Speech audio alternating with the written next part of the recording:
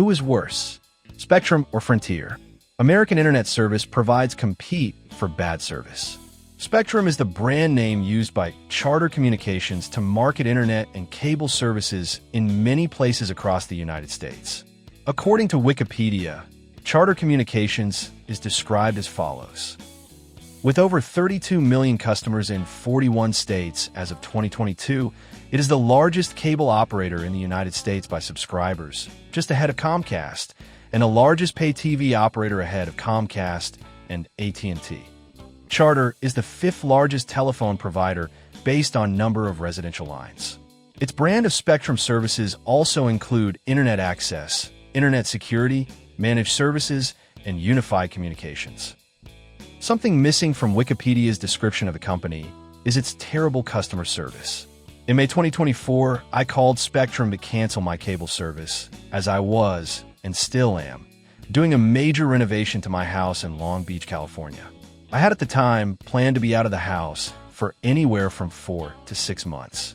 When I called, the customer service rep explained to me that Spectrum has a special program. Rather than canceling the service, I could go on something she explained to me was a seasonal service that people who have summer or winter cottages use.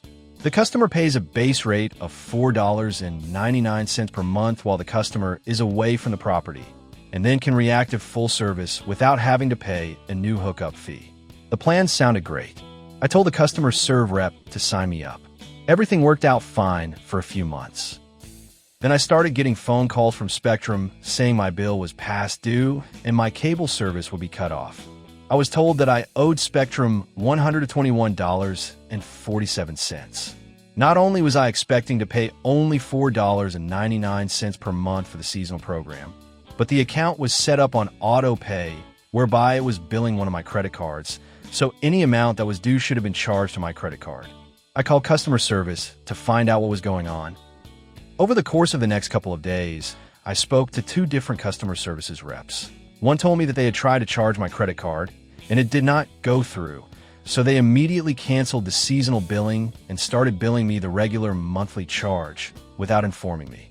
The other customer service rep told me that the seasonal billing had been set up so it would automatically expire, and that was why the bill went up.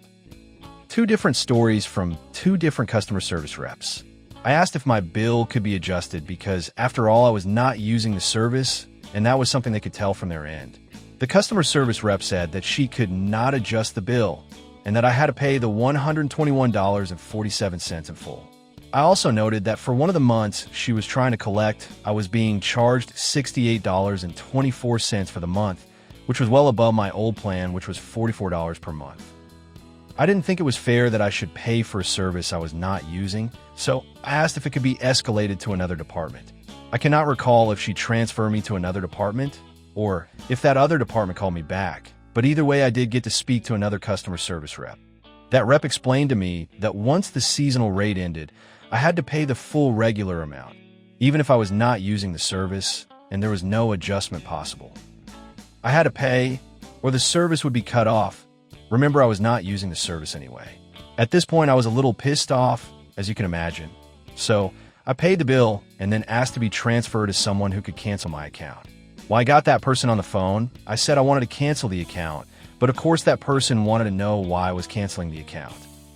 I explained the situation, and that person said there was nothing he could do about it, and so I canceled the account.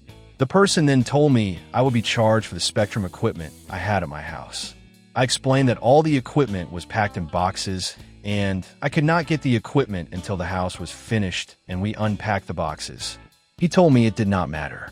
I would be charged for the equipment if it were not returned in 60 days. About 2 weeks later, I received a call from a very nice lady asking me why I had canceled the account and asking if there was anything she could do to keep me as a Spectrum customer. I explained everything to her, just as I have explained in this article. She completely understood the situation and said she was sure she could get me some sort of adjustment on my bill to keep me as a customer. She said she would call me back in a few days. At this point, you will not be surprised that I never received a call back. Meanwhile, I constantly receive by email and in regular mail solicitation from Spectrum to sign up with their service.